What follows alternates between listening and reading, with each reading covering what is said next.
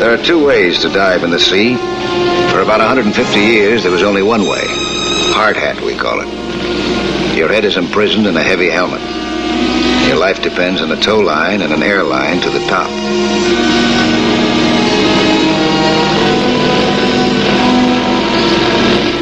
Like the horse-drawn carriage, hard hats have given way to a much better device.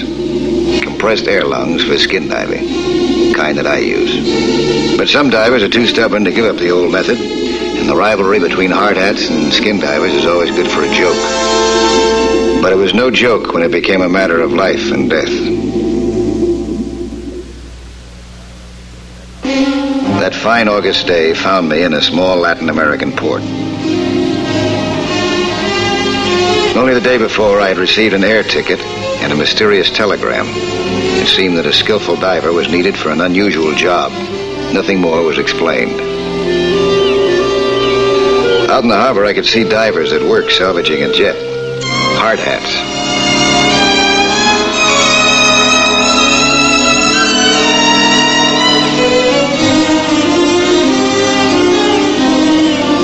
Made me wonder why I was needed here, too.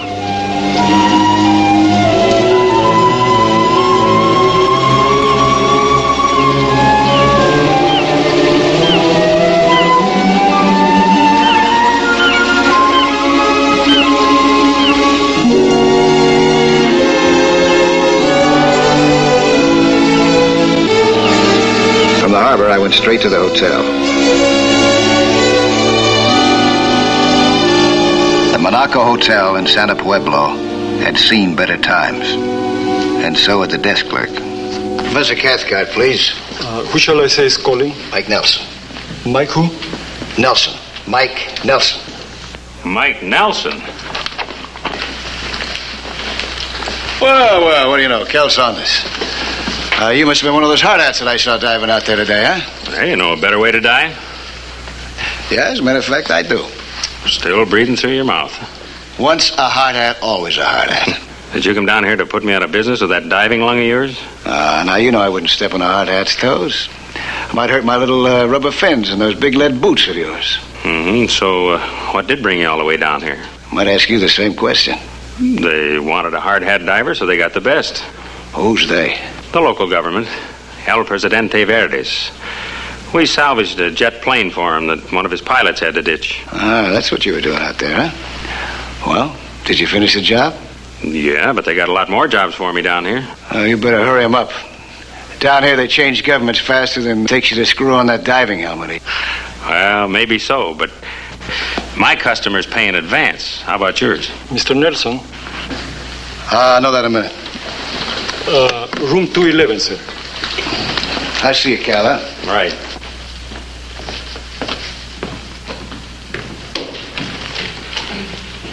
I'll bet you one of these you can't tell me who Mr. Nelson went up to see. I do not gamble, sir. Oh, not even for higher stakes? Only when I am sure that I can win. He went to see Professor Cathcart. Well, tell me more. That's all. Professor Roland Cathcart, Smithsonian Institute, Washington, D.C. It's supposed to be lying on the bottom right in this area here. It seems pretty close to shore not to have been noticed before this, don't you think? How reliable is your source of information? Quite reliable. I got it from a local fisherman. I'll have him take us out to the spot. I just don't see how a large object like a submarine could remain down there unnoticed for over 12 years. Well, on the contrary, a submarine is more likely to remain unnoticed than a regular vessel, due to its slick, fish-like shape. After a short while, a crust of algae and such could have camouflaged the hull beyond recognition. Well, how'd your fisherman happen to spot it then? From air bubbles on the surface. Air bubbles? Yes, he took me out there. I saw them myself. After all these years? Well, it's quite possible. Now, when it sunk, some of its compartments remained airtight. Years of slow corrosion could have eaten through the armor plating, starting gradual seepage. For an archaeologist, you seem to be unusually well-versed in seafaring science. Well, research, my boy, research. You know, since this was completely out of my line, I secured every bit of data and information I could lay my hands on through our local embassy, including your ability. You came well recommended as the most versatile man for the job. Well, thank you, Professor Cathcart, but it seems to me that you want a salvage operator, not a skin diver. Oh, you're not going to salvage a boat. You're going to unlock a door to history. Well, it'll take heavy equipment to dismantle that sub. We leave the scrap iron for someone else. All I'm after are its contents.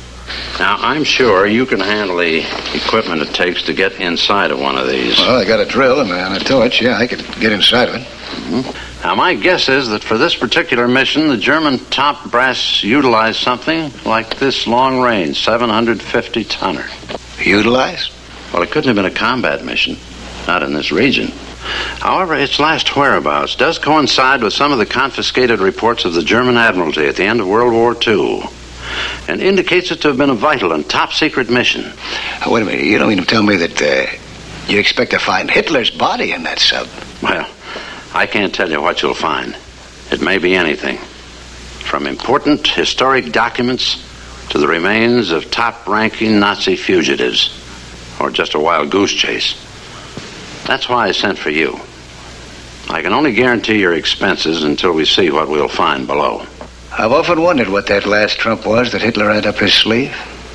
Well, is it a deal?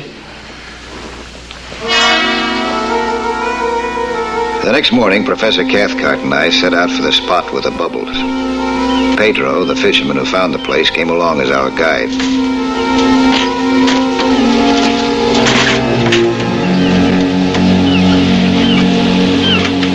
Gone.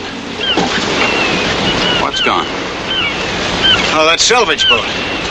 There were a couple of hard hats diving over it. Hard hats? Yeah.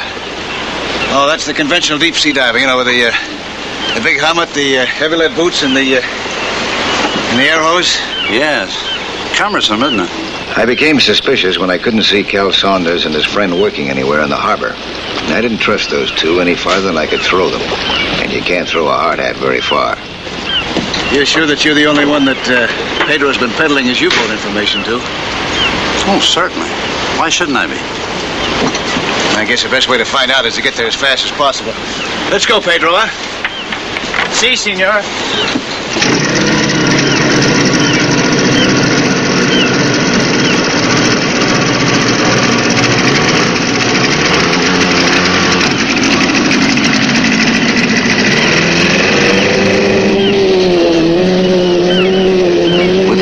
Age-old salvage law of first come, first served, time was of the essence.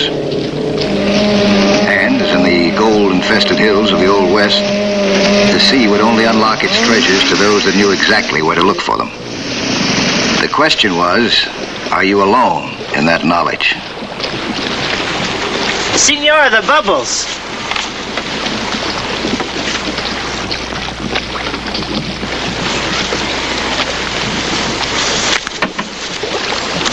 Well, here's hoping, huh?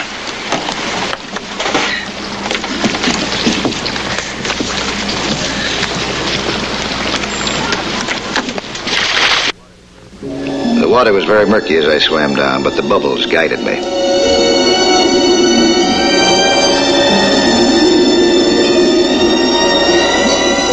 Then I saw it. The professor was right. It was a submarine. And it looked just like the type that he expected to.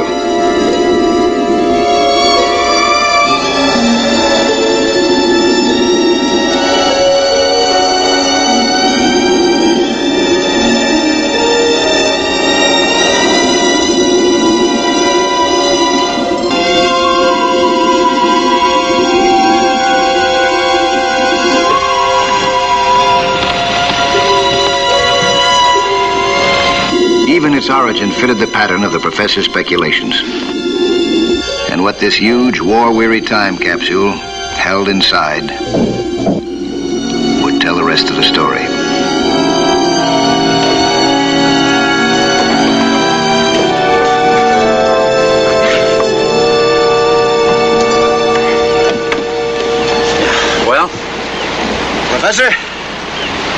Nothing?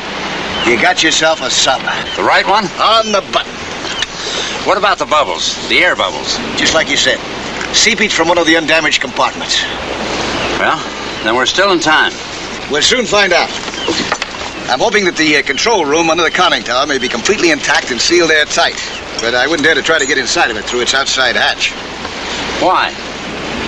There's no telling what kind of gases may have accumulated inside over the years. A sudden release of pressure could cause such a vacuum that it would flood the compartment instantly and destroy everything. Is there a way to get inside the control room with a minimum of damage? Yeah, I'll show you what I got in mind. You got a piece of paper and pencil? See, I want to get into the control room through the adjoining compartment, the one that's causing all the bubbles. Now, that's the sub, supposedly. There's the control room, conning tower. This is the adjoining compartment. It sounds like it's half filled with water due to its seepage. Now, if I can cut into this adjoining compartment, beneath this inside water level, I won't release this air that's still caught up here under the ceiling. Once I get up here in this adjoining compartment where this air is, it'll be a cinch just to cut a dry hole into the control room. That's ingenious. Elementary. Well, we'll see now if it works.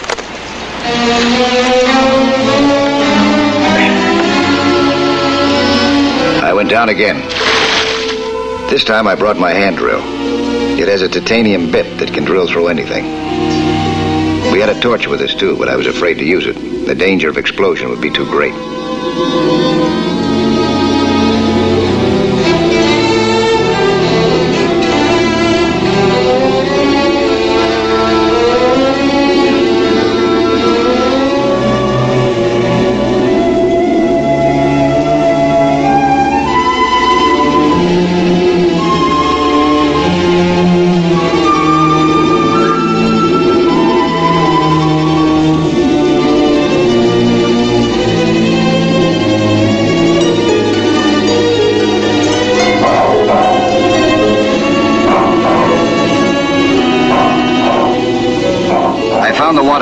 Partly flooded compartment and prepared to cut through below it. In my excitement, I was unaware that there were other bubbles down there besides mine.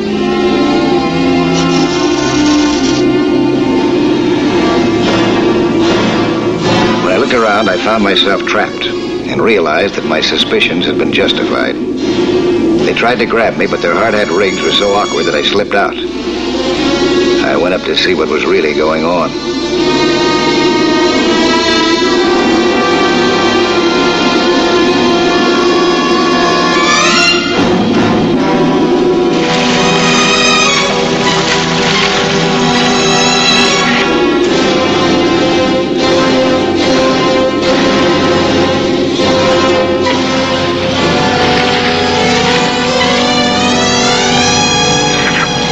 It didn't take long to realize that we were double-crossed. Senor Nelson, you are under arrest.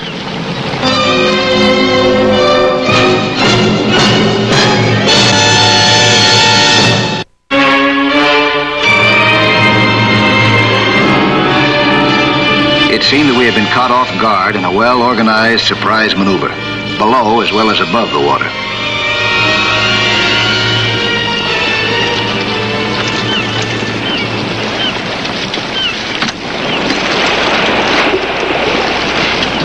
I am Colonel Perez, the military police. You are under arrest by the power invested in me by President Verdes. For what reason am I under arrest? Have you got a permit? I got a passport. Not a passport, a permit. What do I need a permit for? To dive in these waters. To dive?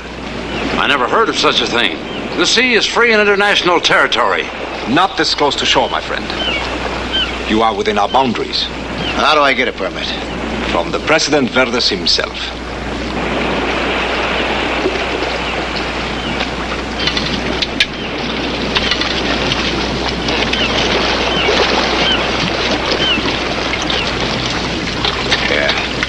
That figures. Slowly the pieces began to fall in place and fit. Cal Saunders' curiosity piqued by my presence down here. He had set out to do some snooping, and taking us from a respectable distance, he arrived well prepared to move in by pulling some powerful strings with his local big shot friends. Just what do they expect to find? What they find is none of your concern. It will belong to the state. That is a matter of debate. We'll take it up with the American consul. Pedro, take us back to shore. Perhaps you did not understand me, senor. You are going nowhere. Until I say so. You are still under arrest. What makes you so sure we're going to find gold down in that sub? You don't think a big shot scientist will be traveling all the way down here looking for seashells, do you? One of those German subs. Must be loaded to the hilt with gold. You know, back in the days when the Nazi high brass saw the handwriting on the wall and took a powder down here. You don't say. Hey, Joe, hook up that acetylene torch. Now, wait a minute. We better feel our way around on there first with a drill like Nelson did. What for? We ain't got all day. He must have had a reason for starting out that way. Sure. He ain't got first-class equipment like we got. I don't know. We'll take both. You take the drill, I'll take the torch. Okay.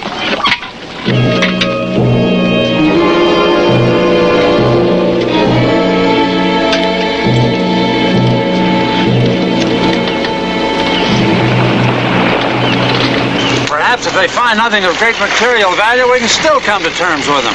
That's the way they're going about it. You better tell them not to take that torch down there. What they do is none of your concerns. There's bound to be gas in that sub's hull.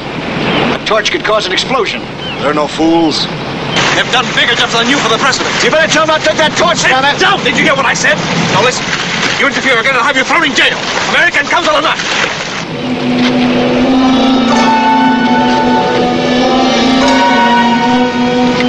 There was nothing to do but let these two pirates take what we'd found. They could pull strings on land, but they looked pretty clumsy in the water to me.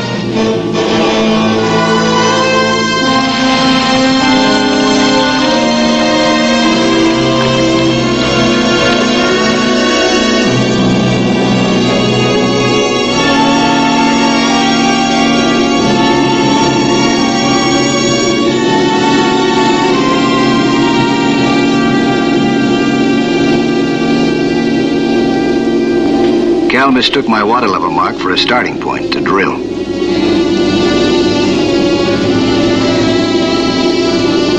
But his cohort wasn't happy with the slow procedure and kept on looking for shortcuts.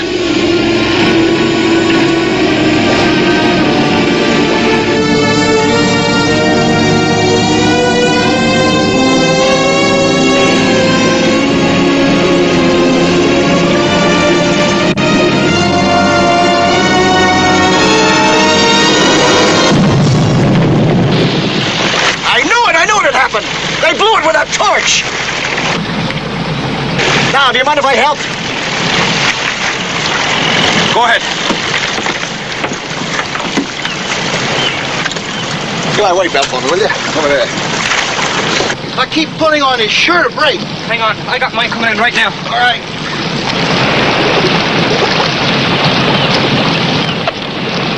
I jumped in and started to dive, but I saw one of the hard hats coming up. I swam over to find out what had happened.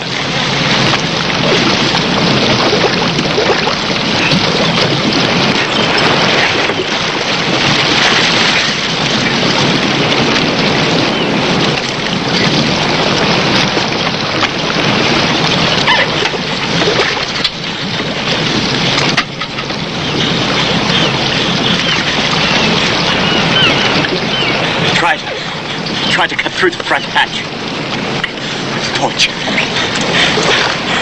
was a terrible blast. I must have blacked out. What about Cal Saunders? I don't know. He's down there someplace. I don't think I can get to him in time. But you can. Will you?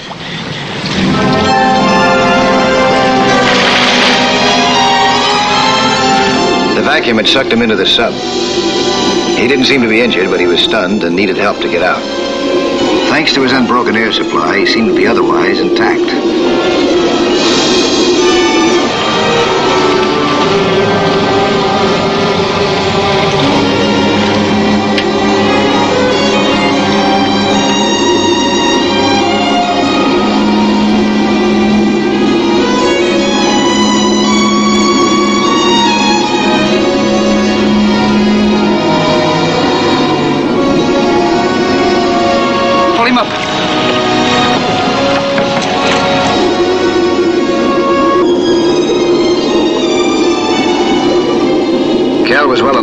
trip alone. So I figured I'd stay behind and try at least to save the pieces. Maybe some of those last rare pieces of Hitler's Third Reich.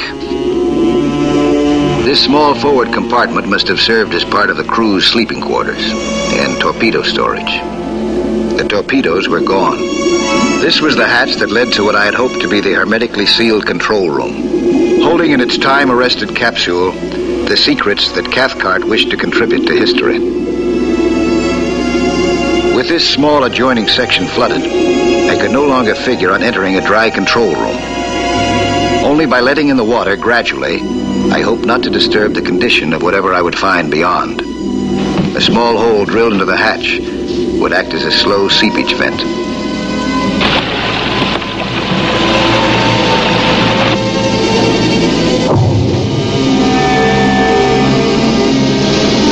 Letting the water seep through like this was like filling a bathtub through a straw.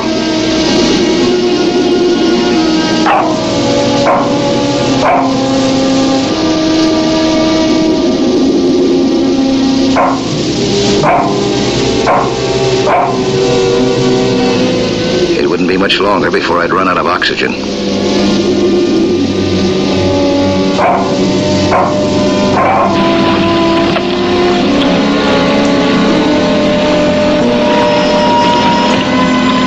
But it looked like my tiny floodgate had done its job, and I could finally enter.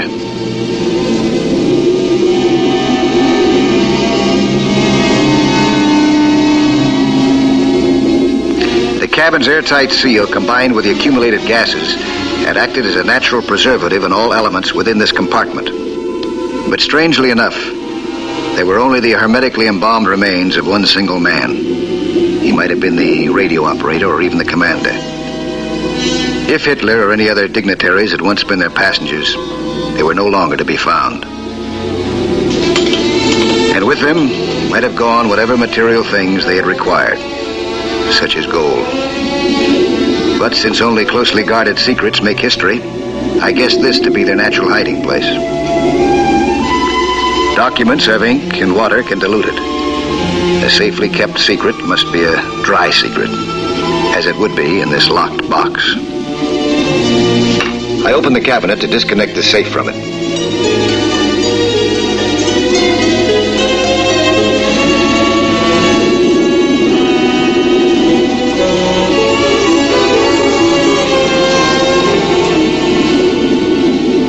At 60 feet, it isn't easy to work, but my equipment was light, my tools efficient.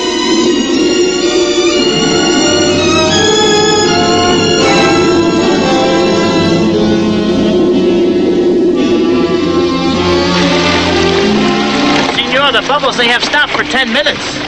I know. You and your politics. If it hadn't been for you and those hard-hatted cutthroats, he'd never gotten himself into this mess. What did you expect to find down below? Gold? Why not? Money. There's all kinds of gold. Here's yours. A rope. There's a small safe tied at the end of it. Who knows what's inside of it? Maybe chock full of history. Well, go on, pull it up. Professor Cathcart pulled up his treasure to deliver it to the Smithsonian Institute in Washington. It gave me a good feeling to know that skin diving had made a contribution to the study of history. And maybe a lesson to a couple of hard hats, too.